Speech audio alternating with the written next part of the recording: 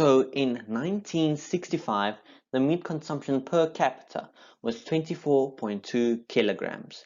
And in 50 years, the meat consumption rose by 17.1 kilograms. So in 2015, the meat consumption per capita was 41.3 kilograms. Then you can see the graph and the equation of the graph. Now, in 2020, it is estimated that meat consumption will be around about 43.4 kilograms per capita.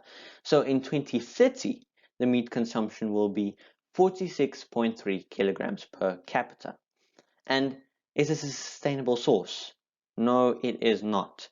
Because according to Food Dive, we will have to cut down on meat consumption as the population grows, so does the meat consumption. And sooner or later, there won't be enough meat to feed everyone on Earth. And in 2050, it is said that the population will reach 10 billion. So imagine the meat consumption then. Let's talk about developed and developing countries. There is a difference between developed and developing countries in meat consumption, as the annual increase in meat consumption since 1997 in developed countries is 0.8 million tons, where in developing countries it is 4.6 million tons. And the slopes on the graph that represents the rise of the meat consumption. And the slope we need to worry about is slope A, the developing countries, as it is rising at a rapid rate.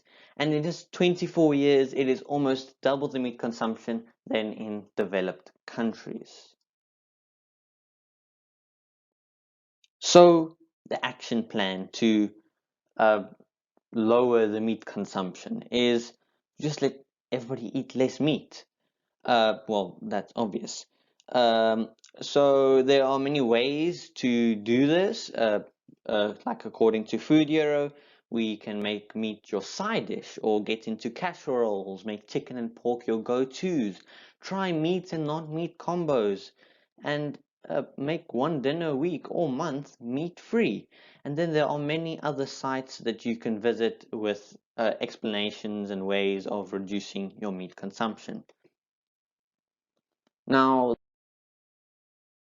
there is another way to increase meat production, so there will be more meat.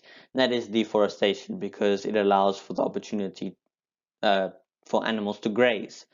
But there are pros and cons to that. The pros, it creates more usable space for growth, it produces more usable material, it allows for civilization and industrialization, it creates more job openings, it gives us the chance to produce more food, and it allows people to generate more revenue.